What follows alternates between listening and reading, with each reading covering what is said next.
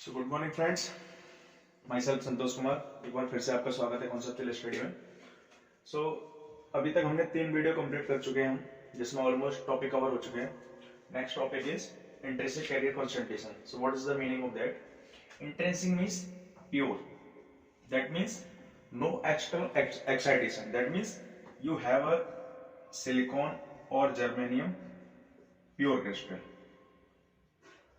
okay, and no doping occurs in that crystal. That's called the intrinsic or pure semiconductor. That means it can be a germanium or it can be a silicon, okay. So no doping, that means that is the pure semiconductor. Now अब intrinsic carrier concentration के बारे में हम जानेंगे। तो वो क्या, कैसे जानेंगे कि अगर हम इंट्रिंसिक सेमीकंडक्टर की बात करें, इंट्रिंसिक सेमीकंडक्टर की बात करें तो हम जानते हैं कि number of hole equal to number of electron equal to Ni। ये कंडीशन होती है हमारी, ये कंडीशन होती है, बिल्कुल सही। लेकिन एक अभी हम जरा यहाँ पे 2 इक्वेशन लिख रहे हैं Ni के प्रूफ के तौर पे। अभी वो आपको इक्वेशन नहीं पता होंगी, लेकिन जैसे जैसे हम आगे फर्मी लेवल वगैरह पढ़ाएंगे तो उसमें हम आपको बताएंगे what is that equation. First equation is electron concentration in conduction band, that's denote with N, okay. Second one is hole concentration in valence band, that is P equal to N equal to right like that e to the power minus EC minus EF upon KT. You have to learn at that time, okay. NV e to the power minus ये हो गया तुम्हारा EF minus EV by KT। ये 2 equation है तुम्हारी, कौन कौन सी? Electron concentration conduction band and hole concentration in valence band, ये 2 इक्वेशन है। तो अब इन इक्वेशन की मदद से हम N equal to P intrinsic carrier concentration निकाल सकते हैं। कैसे निकालेंगे?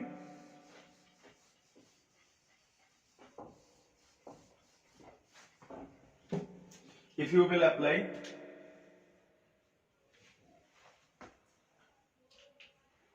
मास एक्शन लॉ फॉर इंट्रिंसिक के लिए लगा सकते हो। इंट्रिंसिक के केस में क्या होता है? N equal to P equal to Ni, NP का मल्टीप्लीकेशन Ni के उसके बराबर हो जाएगा। N की वैल्यू यहां से, P की वैल्यू यहां से पुट करोगे तो क्या हो जाएगा? ये Nc into e to the power minus EC minus EF by KT into NV e to the power minus EF minus EV by KT। ये तुम्हारी N की वैल्यू हो गई, ये तुम्हारी P की वैल्यू हो गई, इक्वल टू Ni स्क्वायर लिख सकते हो।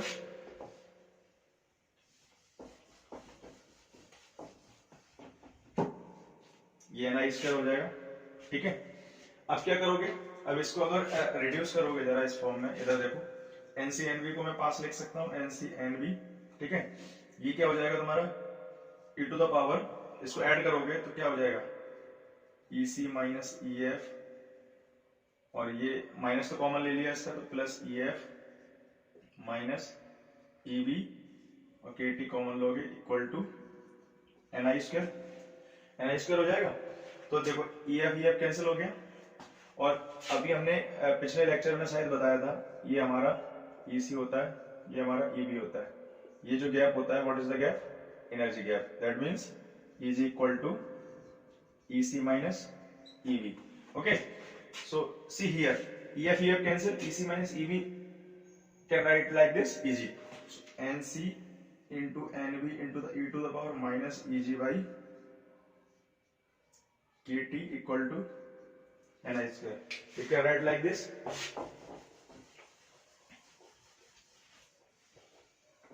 Okay. Now, if we remove square from here, that means we take root at left side. Okay. So क्या हो जाएगा तुम्हारा? Ni equal to root NC NV, okay, और e to the power minus EG by KT है, जब root लोगे तो क्या हो जाएगा? Minus EG by 2KT। एक इक्वेशन तुम्हारी ये निकल के आ गई। इंपॉर्टेंट इक्वेशन है, इसके बेस पे क्वेश्चंस बनेंगे तो वो तुम्हें सॉल्व करने हैं, ठीक है। इसको जरा मिटा सकता हूं,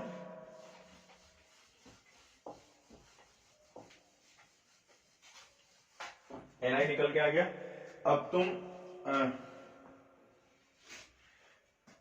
तो देखो Nc और Nv की कुछ वैल्यू होती है, ठीक है। Nc Nv की अगर तुम वैल्यू लिखोगे तो ये प्रूफ हम बताएंगे, फिर से बताएंगे जब हम आपको Fermi level N type P type पढ़ाएंगे, तो वहां पे कंडक्शन बैंड में कितने इलेक्ट्रॉन वगैरह वो सब निकालेंगे। जो हमने इक्वेशन अभी लिखी थी यहाँ पे वो यूज की है, वो हम दोबारा से उनको देखेंगे। तो अभी हम जनरली Nc और Nv की वैल्यू आपको लिख देते हैं। ये Nc होता क्या है लिख लो, इफेक्टिव, ये क्या मीनिंग है ये सब डिस्कस हुआ, तो don't worry. Effective density states in conduction band और effective density states in valence band. That means ये होगा तुम्हारा Nv, ये होगा तुम्हारा Nc। तो Nc की वैल्यू लिख लो जरा कितनी होती है, 2 पाई k kt mp star, star है ये, और ये तुम्हारा हो जाएगा h क्रॉस स्क्वायर की पावर 3/2। एक्चुअली यहाँ पे ये k बार होगा, ठीक है। और यहाँ पे तुम क्या लिखोगे, इसको भी ऐसे लिख लोगे 2 पाई k बार t, सॉरी Nc है ना, तो Mn आएगा यहाँ पे इलेक्ट्रॉन की। Nc effective density state conduction band की बात करते तो इलेक्ट्रॉन की बात करें तो Mn लिखा, और यहाँ पे आएगा तुम्हारा Mp, that mean star upon h cross square divide by इसकी पावर 3/2। तो कहीं ना कहीं तुम्हें ऐसा लग रहा है कि 2 पाई Mn ये फिक्स मास होगा, इफेक्टिव मास होता है, effective mass for electron and effective mass for hole. Mp क्या होता है, इफेक्टिव मास फॉर होल, और Mn क्या होता है, effective mass for electron. H की वैल्यू H क्रॉस होता है हमारा H upon 2 pi, okay. H हमारा प्लैंक कांस्टेंट है 6.6 into 10⁻³ जूल सेकंड। H की वैल्यू क्या होती है 6.6 into 10⁻³ जूल सेकंड, ठीक है। ये भी कांस्टेंट है, तो H भी कांस्टेंट हो गया। T हमारा छोड़ दो अभी इसको, ये भी वैल्यू होगी, K भी वैल्यू है, ये भी, तो ये सारा फिक्स है। मतलब कहीं ना कहीं हम यहां से ये बोल सकते हैं कि Nc डायरेक्टली प्रोपोर्शनल टू 3/2। ये इक्वलिटी का साइन हटाया हमने, इक्वलिटी का साइन ये जो हटाया तो केवल t का पार्ट ले लिया, बाकी सारा कांस्टेंट है, तो यहां से ये निकल के आया। और Nv तुम्हारा क्या होगा, प्रोपोर्शनल टू T⁻³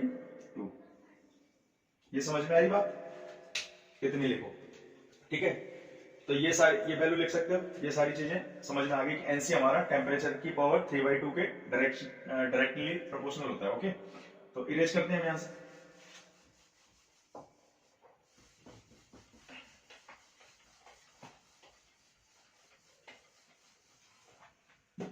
ठीक है। अब हम क्या करेंगे कि Nc और Nv हमारा, ये तो हमें पता चल गया कि किसके पास वो होता है T⁻³ तो यहां से अगर हम लिखेंगे Ni Nc proportional to T⁻³/2, इसका ये कुछ कांस्टेंट मान लो, ठीक है। K1 इसका एक्चुअली ऐसे होता है ना, proportional to T⁻³/2, that means ऐसे लिख सकते हो Nc equal to K1, K1 कोई कांस्टेंट वैल्यू है, ठीक है। और Nv लिख सकते हो K2 into T⁻³/2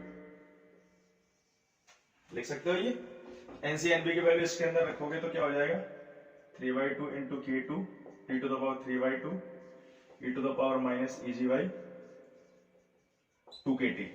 Ni क्या हो जाएगा तुम्हारा T⁻³/2 कितना हो गया,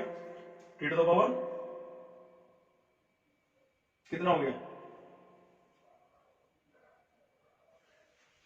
अरे ऐड हो जाएगा ना, ये तो 3 हो गया ना, that means K1 K2 into T⁻³ e⁻⁻eg/2kT, okay.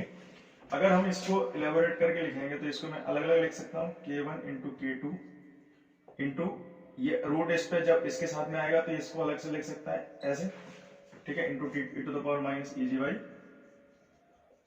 2kT। Okay, ये कांस्टेंट है। कांस्टेंट क्या था? ये K1 K2 क्या था, कहां से आया? NCNV से आया। और NCNV की वैल्यू हमने लिखी थी, क्या लिखी थी? 2 ब्रैकेट 2 पाई K1T Mn इंटू टी की पावर 3/2 अपॉन h स्क्वायर, यही तो लिखी थी, h क्रॉस स्क्वायर। ये कहीं ना कहीं कांस्टेंट है। तो ये क्या है कांस्टेंट? लेट्स सपोज Ni है इंट्रिंसिक कैरियर कंसंट्रेशन, वो हम किसी सेमीकंडक्टर की बात करेंगे, या तो हम जर्मेनियम की करेंगे, सिलिकॉन की करेंगे, तो उसके केस में ये वैल्यू होगी एक, तो इसको मैं मटेरियल कांस्टेंट बोल सकता हूं। तो मैं यहां से ये बोल रहा हूं इसको Ni equal to A into T to the power 3/2 e to the power minus Eg no Eg by 2kT, ये बोल सकता हूं इसको।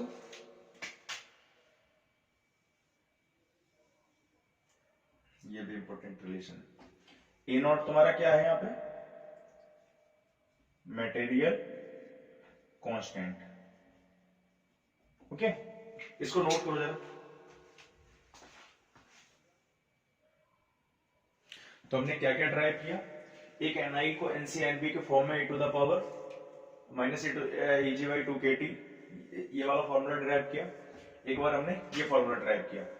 अब यहां से जरा गौर से देखो, Ni किस पर डिपेंड कर रहा है? Ni डिपेंड्स ऑन टेम्परेचर पर डिपेंड कर रहा है, comma energy gap Eg। Ni किस किस पर डिपेंड कर रहा है? टेम्परेचर पे। अब अगर सपोज हम Eg को एक बार कांस्टेंट मान ले कि Eg पे डिपेंड नहीं कर रहा है, तो हम डायरेक्टली यहां से लिख सकते हैं ये कांस्टेंट है, मटेरियल कांस्टेंट, इस पर डिपेंड नहीं कर रहा है। देखो कहीं ना कहीं Eg को अगर कांस्टेंट मान रहे हो, टेम्परेचर इंक्रीज हो रहा है, तो इसका मीनिंग क्या होगा कि Eg भी तो हमारा टेम्परेचर पर डिपेंड करता है, और टेम्परेचर यहां भी है। तो ये जो टेम्परेचर से इंक्रीज होगा तो इसकी वजह से वो डिक्रीज होगा, तो ये कैंसिल कर देगा। मतलब इसका कहने का ये हुआ कि इस पार्ट को हम टेम्परेचर से अफेक्ट होता हुआ नहीं मानते हैं। ठीक है, तो हम डायरेक्टली क्या लिखते हैं कि Ni proportional to T to the power 3/2। ये वेरी वेरी इंपॉर्टेंट रिलेशन है for ESE purpose, for GATE purpose. So there are so many question asked in the GATE EC। Okay, this is the very very important relation. That means intrinsic जो carrier concentration है वो हमारा temperature की power 3/2 के proportional होती है। ठीक है, एक तो हमारा ये हो गया। सेकंड Eg, अगर हम Eg इंक्रीज करते हैं, इफ Eg इंक्रीजेज, ये first, second, if Eg increases that what will happen? Ni will be decreases, because e to the power minus में ये इंक्रीज होगा, दैट मींस वो डिक्रीज हो रहा है, कंप्लीट फैक्टर ये डिक्रीज होगा, तो Ni क्या होगा? उसकी वजह से डिक्रीज होगा। तो दो केस, एनर्जी गैप अगर हमारा इंक्रीज होगा तो Ni डिक्रीज होगा, और टेम्परेचर इंक्रीज होगा तो Ni इंक्रीज होगा। मींस यहां लिख सकते हो कि if temperature increases that is Ni increases, Eg increase that means Ni decreases. तो ये समझ में आई बात? ठीक है, अब जरा इसको मिटाएं, नोट कर लो इसको।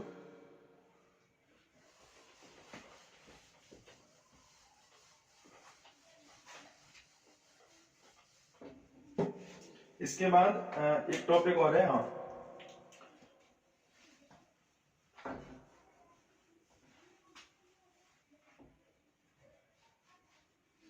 एक टेबल है जरा छोटी सी 300 केल्विन, इसमें ज्यादातर चीजें आपको याद होंगी। Semiconductor, okay, energy gap in electron volt and intrinsic carrier concentration. Okay, तो सेमीकंडक्टर पहला हमारा किसका हो गया? Silicon, second germanium, third one gallium arsenide, GaAs। This is compound semiconductor. Okay, so इसके लिए 300 केल्विन की बात कर रहे हैं, तो SI के लिए क्या होता है हमारा एनर्जी गैप? कोई बता सकता है? 1.1 इलेक्ट्रॉन वोल्ट। जर्मेनियम के लिए कितना होता है 300 केल्विन पे? 0.72 इलेक्ट्रॉन वोल्ट। और GaAs के लिए होता है 1.43 इलेक्ट्रॉन वोल्ट। ठीक है, ये भी जनरली तुम दो के लिए पढ़ते हो, इसको भी याद कर लेना, कहीं क्वेश्चन में पूछ लेते हैं। बाकी बीटेक लेवल पे फर्स्ट ईयर वगैरह में ये क्वेश्चन नहीं आएगा, लेकिन आगे के लिए कुछ आ सकता है। और एन सिलिकॉन के लिए इंट्रिंसिक कैरियर, ये तुम्हारा इलेक्ट्रॉन वोल्ट में, ये तुम्हारा हो जाएगा पर सेंटीमीटर, सॉरी पर सेंटीमीटर क्यूब। तो सिलिकॉन के लिए कितना होता है ये 1.5 इंटू 10⁻10 सेंटीमीटर, या ऐसे लिख सकते हो सेंटीमीटर माइनस क्यूब और पर सेंटीमीटर क्यूब। इसके लिए होता है ये 2.5 इंटू 10⁻10, ठीक है। और ये तुम्हारा इसके लिए होता है 2 इंटू 10⁻6 सेंटीमीटर माइनस क्यूब। तो ये तो तुम्हें जनरली याद होंगे इतनी वैल्यू ये, और ये भी पढ़ा होगा तुम लोगों ने इतने दोनों, ये दो वैल्यू और है, ठीक है। तो ये टेबल तुम्हें लर्न करनी है। टेबल कितनी हो गई, एनर्जी गैप की एक टेबल थी, इंट्रिंसिक कैरियर कंसंट्रेशन की टेबल हो गई तुम्हारी, मोबिलिटी की एक टेबल थी, ये कुछ वैल्यू है उनको आपको याद करना है, ठीक है। नोट करो इसको।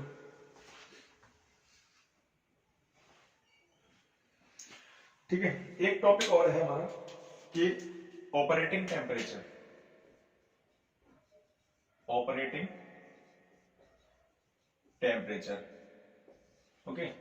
ऑपरेटिंग टेम्परेचर का मतलब क्या है कि जैसे पहला है हमारा जर्मेनियम, हमारा कोई सेमीकंडक्टर है, वो कितने टेम्परेचर की रेंज में ऑपरेट कर सकता है। कोई भी डिवाइस है हमारी जर्मेनियम सेमीकंडक्टर की अगर बनी हुई है, तो वो कितनी रेंज ऑफ टेम्परेचर में वो ऑपरेट मतलब काम कर सकती है वो डिवाइस, ठीक है। ये तुम्हारा होता है इसके लिए -60 degree Celsius to 75 degree Celsius. तो मैक्सिमम ऑपरेटिंग टेम्परेचर कितना हो गया, maximum operating temperature equal to 75 degree Celsius. Silicon की जो बनी होगी वो कितने में कर सकती है, वो तुम्हारा -60 डिग्री सेल्सियस टू 75 है, बस इसके आगे 1 और लगा दो, ठीक है। तो इसका मैक्सिमम ऑपरेटिंग टेम्परेचर कितना हो जाएगा, 175 डिग्री सेल्सियस, ठीक है। तो ये एक्चुअली होता ये है कि अगर हम 75 डिग्री सेल्सियस के ऊपर जाएं तो ऐसा नहीं होगा कि जर्मेनियम मेल्ट कर जाएगा, ऐसा कुछ नहीं होगा। डिवाइस उस टेम्परेचर पे भी मतलब रहेगी, अवेलेबल रहेगी, मेल्ट नहीं होगी, बट जो फंक्शनिंग है डिवाइस की वो प्रॉपरली नहीं होगी जैसी होनी चाहिए, ठीक है। तो इसलिए कहा गया है कि जर्मेनियम 75 डिग्री सेल्सियस पे मैक्सिमम टेम्परेचर है इसका। तो थर्मली स्टेबल कौन सी है देखा जाए तो 175 डिग्री सेल्सियस तक ये काम कर रही है सिलिकॉन की, इसलिए most of the devices will be use silicon semiconductor, okay. Write down. Now one more topic is resistivity. So what is the resistivity? Actually all of you know this rho L by A. This is resistance, this is length, this is cross sectional area, and this is resistivity. Resistivity unit ohm meter or ohm centimeter, okay. So let's suppose what is rho. Actually ये हमारा कोई semiconductor है,